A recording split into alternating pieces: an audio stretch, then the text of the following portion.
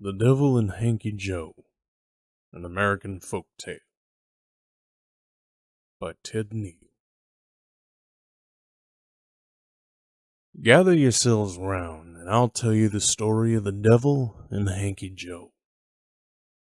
This story takes place in the town of Anywhere Town, USA, and concerns a young man of the romantic persuasion named Hanky Joe. You see, Hanky Joe was your typical, normal, average American young man. A young man of average looks, average smarts, average talents, average abilities, and average ambitions. He was an all-around normal and average young man with average and ordinary prospects. Hanky Joe certainly didn't have nothing to complain about, no siree, but he didn't have much to be excited about none either. He was just a man who was blessed, or cursed, whatever have you, to be quite average. But Hanky Joe had a terrible problem. You see, he was in love with a woman who was far, far from average. Melissa B. Maine. Now, Hanky Joe had spent many of his teenage years admiring Melissa B. Maine from afar while they were in school. Hanky didn't have many classes with Melissa. As an intelligent, talented, ambitious young lady, Melissa B. Maine was in advanced classes throughout her high school career. She was popular socially, always a long line of handsome and athletic young gentlemen eager to ask her to the school dances. The captain of the football team, the lead scorer on the basketball team, and what have you. Melissa was also in the school play every year and frequently cast in one of the lead roles. She played on the varsity sports teams and regularly went to the state finals, and almost always placed. You might say she was well above average. Now, Hanky Joe had few interactions with dear Melissa B. Maine. After all, being a student of average intelligence, he was mainly consigned to middle-of-the-road college prep classes with most of the other average students. But Melissa B. Maine was a young lady with an above-average heart, and when she did cross paths with our lovesick hero, Hanky Joe, well, she was warm and friendly. And, unlike so many of the other above-average young ladies in her class, Melissa remembered Hanky Joe's name. She'd ask him how he was doing, how his family was, all the usual things. See, Melissa B. Maine, she was raised right. As the daughter of the mayor of Anywhere Town, USA, she had manners. Mayor Daniel D. Maine, well, he'd seen to that. Melissa also had the mayor's knack for making people feel special. Like when they were talking, Melissa and her daddy, they listened to you like you were the most important person in the world. Quite a talent, yes siree. No wonder Mayor Maine got re-elected every term, and no wonder our man Hanky was so in love with his daughter. Poor fellow, never stood a chance. But even without finishing school and having dinner with cloth napkins on her lap every evening, I'd venture to say that Melissa B. Maine was just that kind of person, a young lady with an above-average heart. She likely would have been a fine young lady no matter what her circumstances. A rose is still a rose, wherever you plant it. So they say, at least. And did I mention she was also beautiful? With long flowing hair, sparkling eyes, an easy smile, and this melodious voice that you just wanted to keep listening to. Did I mention she was in choir, too? Voice of an angel. Hanky Joe probably would have mentioned that laugh of hers as well. It was lively and contagious, never cruel, and the fact that Melissa always smelled like lilacs and daisies, well, that didn't hurt none either. Yep, our man Hanky Joe had it bad. and it was all the worse because there was not much opportunity for old Hanky Joe to interact with the object of his pining, and even less so after they graduated and Melissa went away to an elite faraway college, and poor Hanky Joe remained local. And in those intervening years, when the other youth of Anywhere Town, USA moved on from their high school crushes to college romances and beyond, Hanky Joe, well, he didn't. See, his heart was set on Melissa B. Maine, and none of the average ladies that crossed his path would suffice. Now Melissa, being a loyal and loving daughter, family-oriented, you see, she moved back to Anywhere Town, USA after she graduated. Her father, being a good man, great campaigner, and an above-average mayor, won re-election once again. So he continued in his role as a devoted public servant. Melissa got a job in her father's office, and Anywhere Town, USA continued to thrive. But as the years went on, Mayor Maine realized he had a bit of a problem. You see, all the other young people were pairing off, meeting spouses to marry and have children. Mayor Maine, having just one daughter, was worried about his family's prospects. Who would carry on his legacy into another generation? His peers were having grandchildren, and while he made sure to smile and nod at their pictures of chubby-cheeked grandbabies, a part deep inside him would twinge with a bit of anxiety, a bit of worry, maybe even a little bit of envy. After all, while these grandbabies were comely and adorable in an ordinary way, Mayor Maine could only imagine what sort of outstanding grandchildren his daughter might give him, provided she met and married the right, above-average man. But Melissa, being a woman of such extraordinary talent, intelligence, and confidence, well, you see, most suitors had grown mighty intimidated by her. Melissa couldn't quite figure out why, and she hated to see her father vexed so. She was a good daughter, and just wanted to please her old man. As the years ticked by, she grew a bit worried as well. She didn't want to be an old maid, heavens no. Vexed as he was, this being Anywhere Town, USA, Mayor Maine fell back on a quite American solution. He'd create a contest, yes sirree, a contest, for the hand of his daughter. What kind of contest, you ask? Well, this being the United States of America, where the worth of a man is judged by the size of his cowboy hat and the aim of his six-shooter, well, it would be a gun-slinging and target-shooting contest. The man with the steadiest eye and most accurate shot, well, he'd win the hand of the lovely Melissa B. Maine. Now Melissa, being a loyal daughter, was ready to go along with this plan.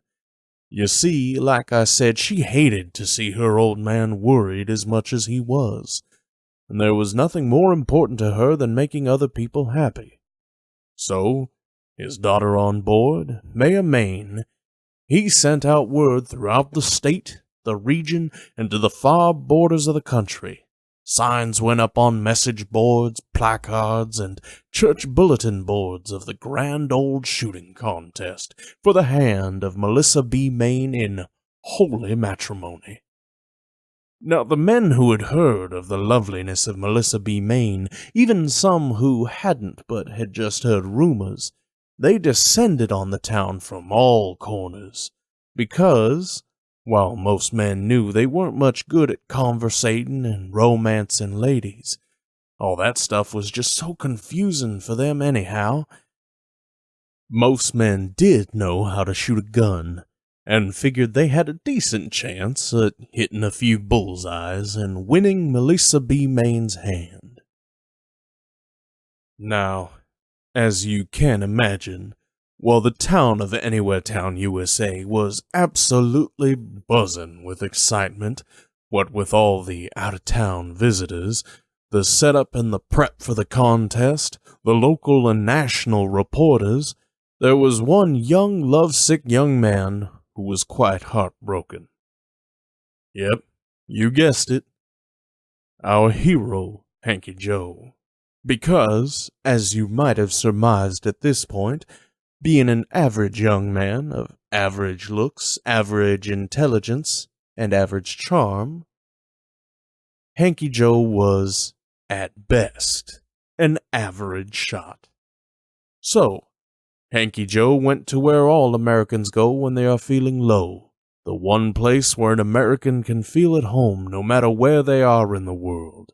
That temple of the entrepreneurial spirit, that church of capitalism, that great bastion of American culture and cuisine, McDonald's.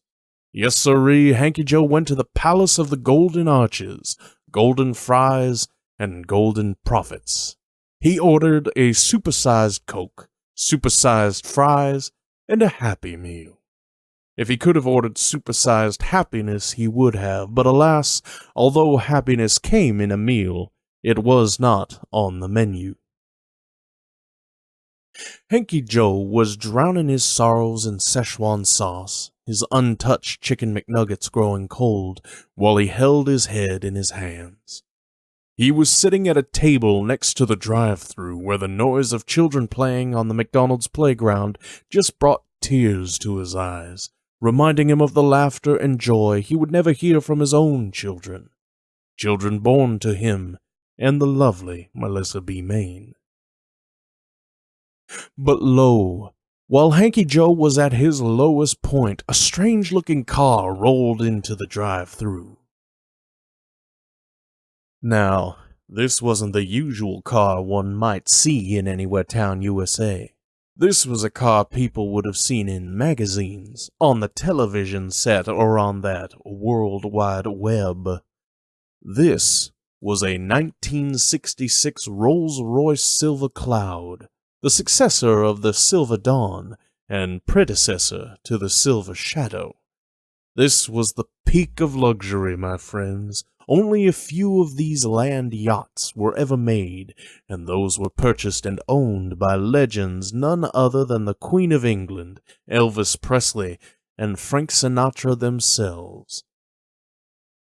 Such luxury went into these vehicles, my friends, that it was said that Rolls-Royce had their own herd of cows, penned in by electric fences, not anything as crude as barbed wire, so as not to ever damage the hides which would become the leather interiors of these vehicles.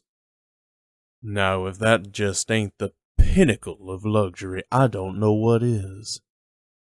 A car like that turned heads in Anywhere Town, USA, and you bet it even broke our hero Hanky Joe out of his wallowing, if just for a moment.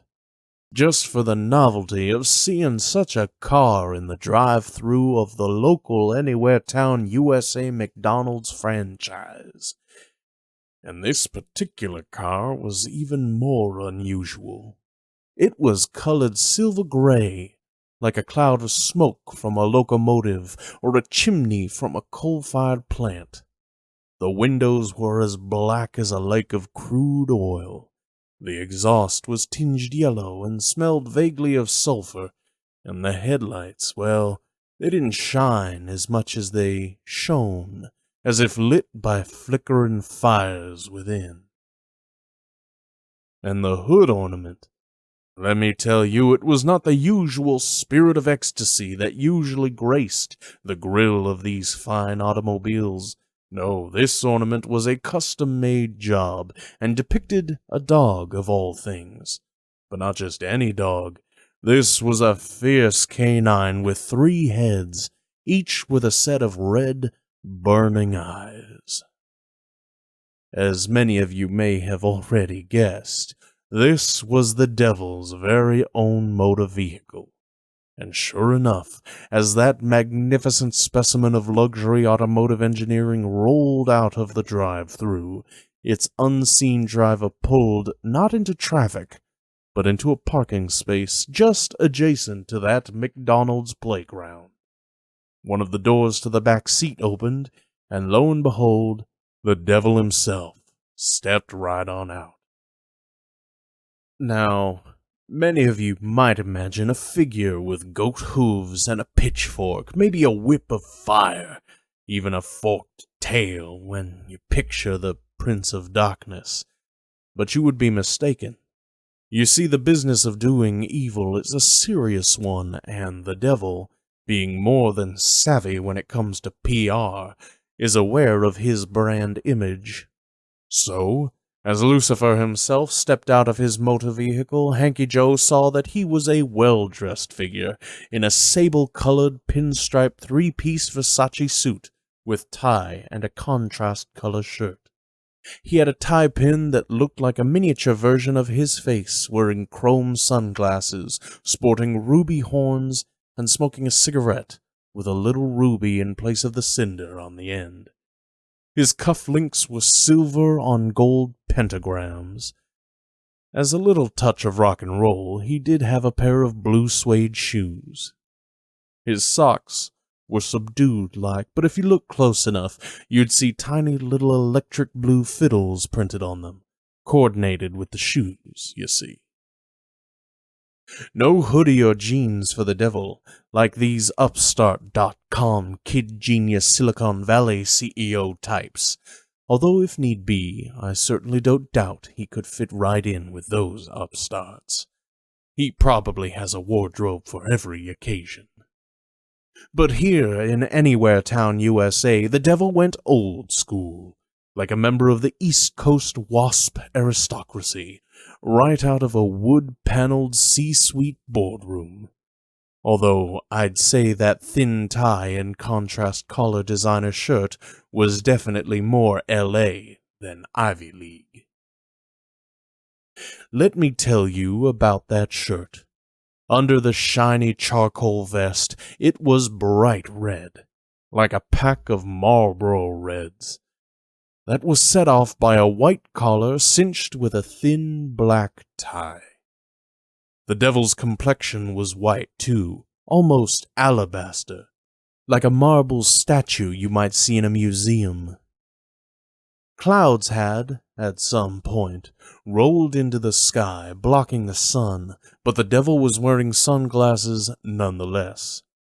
He pushed these up to the top of his head, where they came to rest next to a set of prominent, polished and filed red horns, red to match that shirt. Those horns stuck out from a hair so black and shiny it looked as if it were shellacked. Once revealed, the devil's eyes were dark and accented with just the thinnest line of kohl. Altogether, a very cosmopolitan look. Come to think of it, maybe a little more European than North American, but I'm sure that suits the devil just fine, what with all those old-world museums with Renaissance and medieval art depicting him in all his biblical black death and apocalyptic glory. His roots go way back there, don't you see? He's an old-school, old-world kind of demon. We're talking Assyrian, Babylonian, Sumerian empires when he cut his teeth. He's been an incumbent in this Steel and Soul sector a long time. Now, back to McDonald's and our Romeo. Hanky Joe, well, he was downright transfixed, and the devil, well, he sauntered his way across the playground and seemed to be coming right over to Hanky Joe himself. Hanky Joe sat up. He had never met such an otherworldly being before and wasn't sure what the proper etiquette might be. He was rubbing his palms on his thighs, curling his toes, and generally shaking in his boots. After all, it was the devil himself coming right over to his table. It felt hot in the devil's presence, like standing next to a furnace, as if he carried the heat from the fires of hell along with him. A faint odor of brimstone permeated the air, along with a generous helping of Dior Sauvage cologne. But the devil, he's a polite fellow, even a charmer, you might say. He put Hanky Joe right at ease, stopping just beside his table and looking down with a generous smile. By gosh, the devil, he even knew Hanky Joe's name.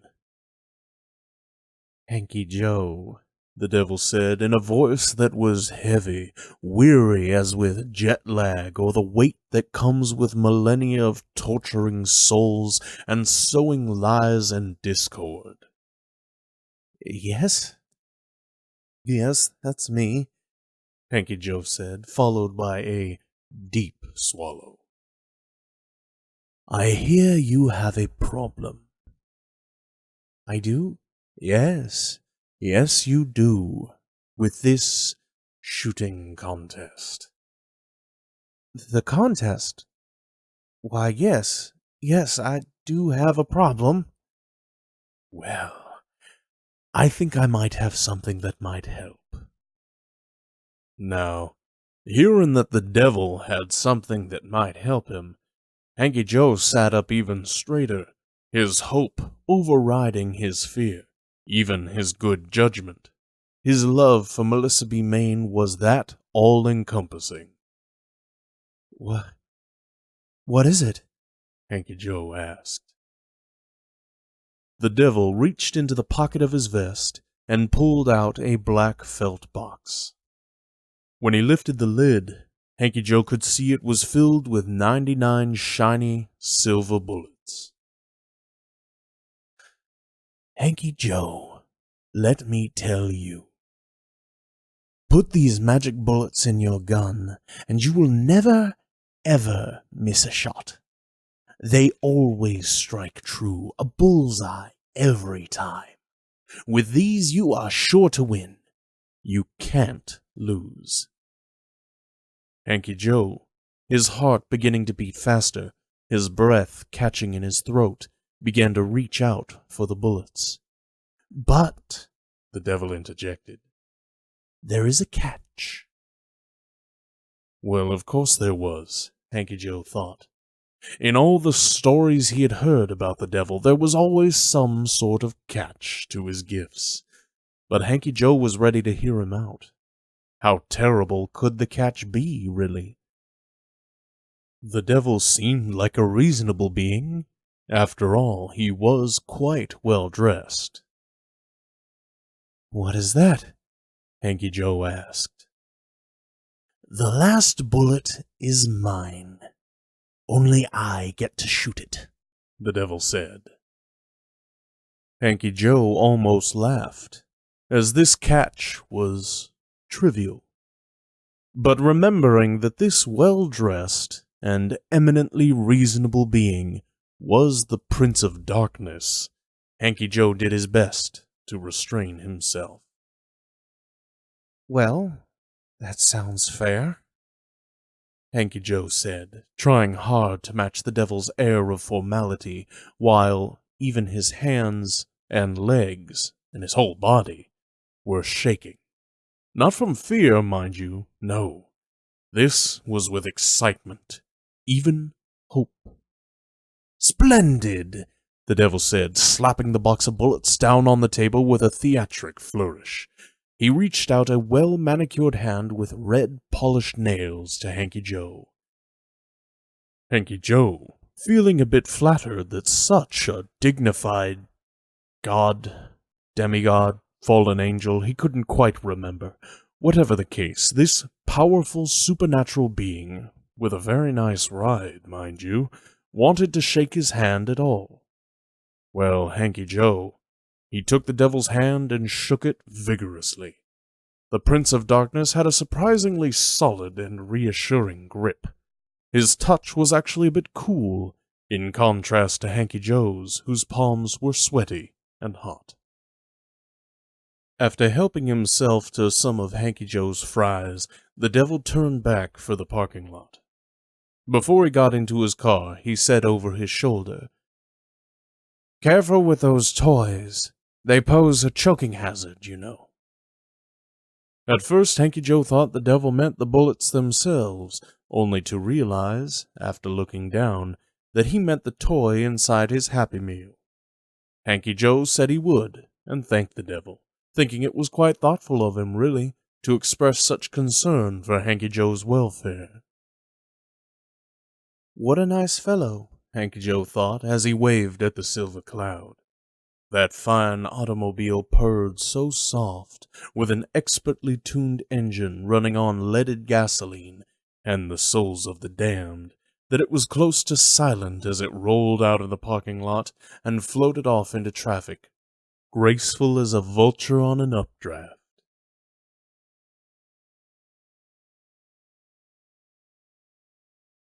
Now, the shooting contest for the hand of Melissa B. Maine started that very weekend, and Hanky Joe was there early Saturday morning ready to sign up and register with all the other contestants.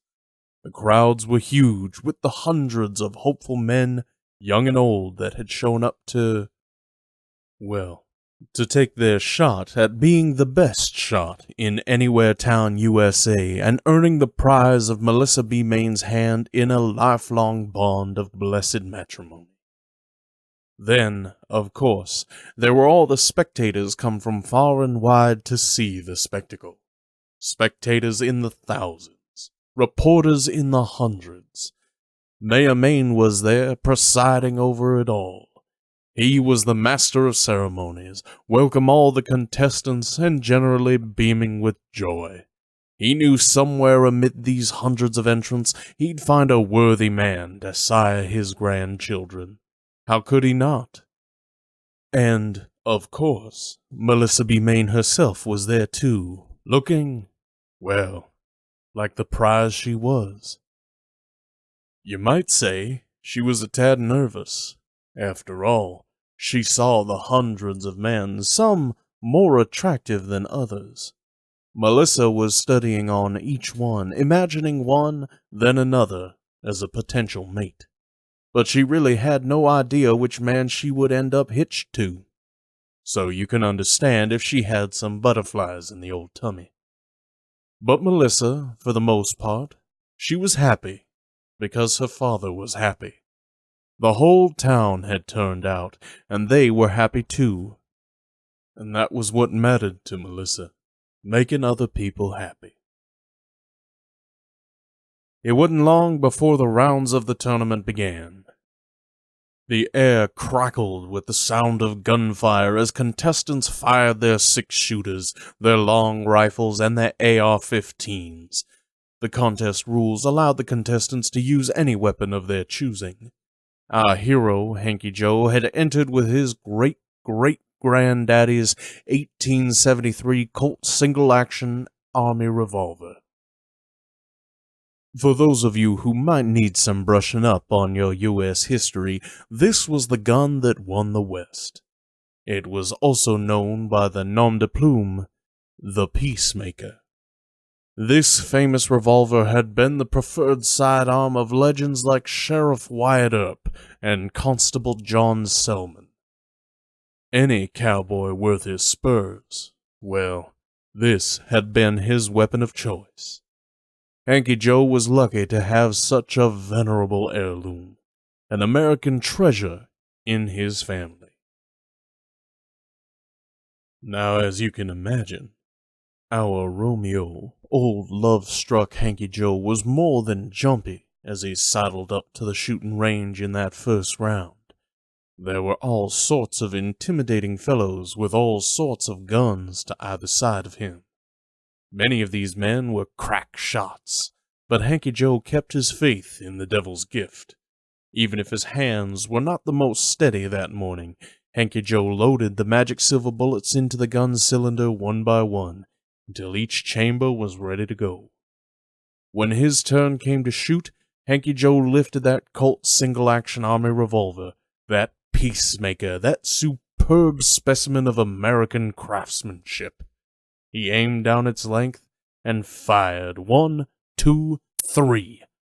Bang, bang, bang. And wouldn't you know it, 3 bullseyes right down the middle. All the other contestants, the moderators, and the spectators were quite surprised.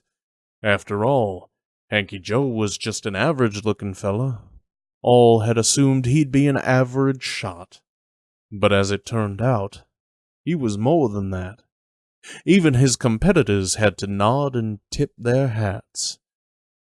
That was some above-average shooting, they said. No one was more surprised than Hanky Joe himself. He wasn't sure what to do with all the attention and onrush of back-slapping, hand-shaking admiration, but he only had so long to soak it all in before he had to move on to the next round. This round went a lot like the first, although some of these hombres competing alongside Hanky Joe looked even more intimidating than those in the first round.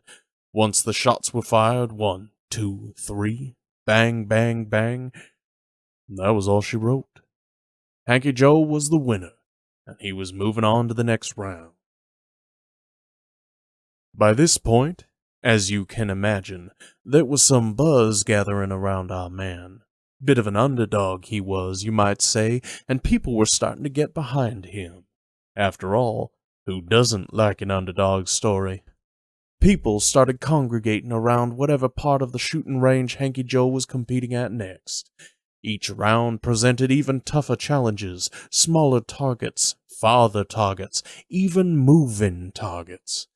But despite the variations, despite the complications, despite the increasing difficulty, and all the growing distractions, Hanky Joe, well, that boy, he couldn't miss. He became the crowd favorite, with people cheering for him with every shot, every bullseye, every win. Even Hanky Joe started to feel a mite more confident. Playing to the crowd a bit, he began to take a shot with his other hand. Then he surprised everyone with a shot he made with the gun behind his back. Then another under his leg. Then one backwards over his shoulder looking through a mirror. Yep, you might even say Hanky Joe, he was starting to enjoy himself. And when the crowd of contestants had thinned considerably, and Hanky Joe moved into the quarterfinals and semifinals, when they were up in front of that review stand where Maya Main and, more importantly, the lovely Melissa B. Main were seated, Hanky Joe's heart leapt like it never had before. Even more so when Melissa noticed him, noticed old Hanky Joe, and smiled at him. Would you believe it? She smiled and waved, for after all these years she remembered old Hanky Joe. She was that kind of quality lady. He was about to wave back, but well, Hanky Joe had noticed how all the menfolk around him, the other shootin' men, were more taciturn, quiet-like, with hard stares and few words, so he instead just made a small nod, which he hoped was sufficiently manly, playing it cool-like. And wouldn't you know, Melissa just about melted, putting her hand over her heart before she had to lift it again to fan herself. She was feeling a bit warm all of a sudden. Yep, Hanky Joe was starting to feel like maybe he wasn't so average after all. The next rounds went past in a blur. Quarterfinals, semifinals, and even the finals themselves. Hanky Joe was nothing but brilliant, nailing one target after another, with flair, with verve, and with vim. The boy had style. No one could even remember the names of the other contestants. It was all about Hanky Joe. Maya Main was standing on the edge of the platform now. Melissa right next to him, bouncing on her toes and clapping her hands. And finally, the last round began, with the most distant, most tiniest moving targets yet. They were these small little hummingbird-shaped things bouncing around at the end of the longest range they could find. For a moment, Hanky Joe felt a bit panicked as he looked down at his ammunition belt and realized he only had 4 bullets left. But there was nothing to fear. They only needed 3 for this last round. And so Hanky Joe moseyed on up to the firing line, his thumbs stuck in his belt. The crowd hushed as he tilted his head to regard those tiniest of targets, narrowing his eyes. A tumbleweed might just have rolled past right then. Maybe that's an embellishment, but that's what I've been told. Then, the moment came. Hanky Joe reached for his holster, whipped out that revered family heirloom, and took 1, 2, 3 shots. Bang, bang, bang. Those hummingbird-shaped things didn't stand a chance. He blasted them to bits. The crowd erupted in celebration. The other contestants sulked away. The people lifted Hanky Joe up on their shoulders. There was confetti and fireworks and people shooting off their own guns into the air. It was a damn jubilee even bigger than the 4th of July, New Year's, and Christmas rolled into one. Mayor Maine was just beside himself, hugging his prized daughter and cheering along with everyone else. Finally, his legacy was ensured. His daughter would be married off, and he would have grandchildren. Melissa was overjoyed herself. Her daddy was happy, and she was going to be a wife and a mother, and she just lived for making other people happy. And speaking of happy, well, no one was happier than our besotted hero, our Romeo, our would-be Lothario, Hanky Joe. He'd won the contest. He'd proven to everyone, all the townspeople, the mayor, Melissa, and even himself, that he was more than ordinary, more than average. People would have to look at him different like from here on out. He was a town hero, the big man, #1, and now the whole world knew. Hanky Joe finally had everything he ever wanted. The crowd carried our hero to the stage, and he bounded up the steps with that happy throng of people following on his heels. Hanky Joe walked over to shake the mayor's hand and embrace his new wife-to-be. He wasn't surprised at all when he saw the devil there, dressed elegantly as usual in his trim and tailored Versace suit. With all the excitement and the strange characters from different regions, the media, the spectators, and all the usual looky-loos who had shown up, the devil didn't seem out of place at all. The Prince of Darkness smiled, benevolent-like, on our joyous, triumphant marksman, Hanky Joe. The devil, who was clapping along with everyone else, until he reached out one of those pale, steady, manicured hands to Hanky Joe and said softly in his ear, "Hanky Joe, I'd like my last bullet back now." "Of course," Hanky Joe said, handing over his great-great-granddaddy's 1873 Colt single-action Army revolver by the customized handcrafted pistol grip. He was more than happy to share that marvel of American engineering, that hand cannon that had won the West, the peacemaker, the pacifier, that preferred sidearm of legends like Sheriff Wyatt Earp and Constable John Selman. The devil took that pistol with the last of his magical silver bullets in the chamber. He took it, and he spun that cylinder around, spinning it with a flick of one of those pale fingers with manicured and polished nails, that on closer inspection looked a bit more like claws in the way the cloudy daylight hit them. Had I mentioned that clouds had moved in, obscuring the sun all sudden-like? Well, the devil got that cylinder spinning fast like a carnival ride, its details all a blur like a roulette wheel, and he lifted that gun over his head. No one took much notice, really. After all, people had been shooting their guns off into the air for some time now, as you do at these sort of things. They thought this handsome, well-dressed fella in a city slicker suit and unique hairstyle, and those 2 cranial deformities that looked a bit like horns, well, they thought he was just doing the same as everyone else. Nothing to see there, and better not to stare, as he did have that unfortunate cranial deformity. Wouldn't want him to feel self-conscious or singled out. That's not how you treat people who are different. Manners. They are still taken seriously in Anywhere Town, USA. So the devil spun that cylinder. The devil lowered that gun. He leveled it, pulled back that hammer with his bony thumb. Pulled it back till it locked. That firing pin poised a mere hair's breadth from that primer placed like its own bullseye in the middle of the case head of the last magic silver bullet. The devil's finger slithered into the trigger guard, a lot like an ivory snake with a face of red. It settled over that trigger for just the span of a heartbeat, right before it flexed and squeezed. That gun, the peacemaker, the pacifier, that gun that won the West, it went off like a thunderclap. That last bullet firing, screaming out of that legendary muzzle in a flash of light and smoke.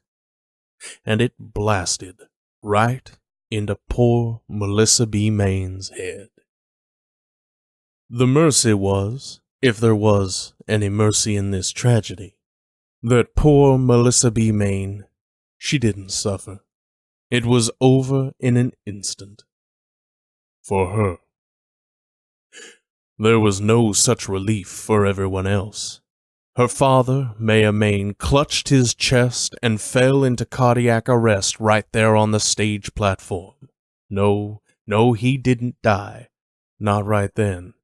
He lingered for months before he finally passed, long enough to suffer in that hospital bed, long enough to see his city descend into dissension and disrepair without a suitable replacement for him.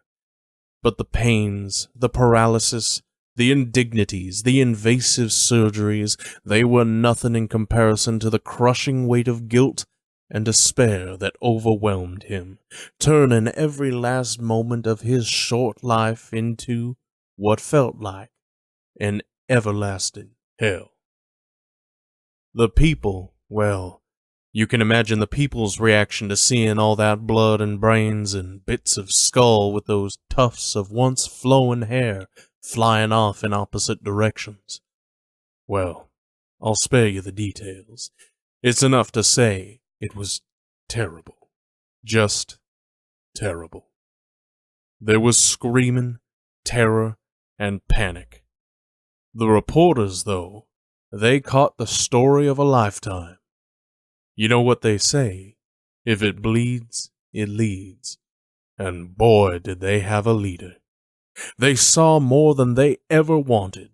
So did the other contestants, who were suddenly glad, if anyone can be, that they had not been the winners of this here contest. No siree, those other suitors, well, they sure felt fortunate to be losers that day. Then there was our hero. Our tragic fallen hero of this tale, Hanky Joe. Well, you can imagine he was a broken man, as is the ending that awaits any old fool who makes a deal with the devil. Those pacts only turn out well for one party, and it's never the mortal one. Hanky Joe, for his part, he fled the scene and in his own fit of despair threw himself into a cement mixer that very afternoon. He became part of a sidewalk someplace. No one really knows exactly where. And that is part of his fate and his ignominious end. But we do know that to this day, people walk all over him. That, my dear listeners, is the tragic tale of the devil and Hanky Joe. There has been other news over the years from Anywhere Town, USA, but none that mattered. I suppose you are still here, still listening, still reading, still scrolling, what have you, hoping for some moral, some lesson, Aesop-like, that might make sitting through this tale worth it for you. 'Cause after all, we're all in this for something for ourselves, I suppose. We're Americans, after all, with that entrepreneurial spirit. We're go-getters. We go get them, and we go get ours. Just like Hanky Joe. Well, I'm not much an academic man. No, I'm just a raconteur, a humble storyteller. I share the story, I pass it along, and I don't presume that it has much meaning beyond the telling itself. But since you asked, and since you're still here, I guess I can offer you this as a final lesson, a moral, if you will. And it is this. Y'all should think twice about going to eat at McDonald's. You never know what kind of characters you might meet under those golden arches.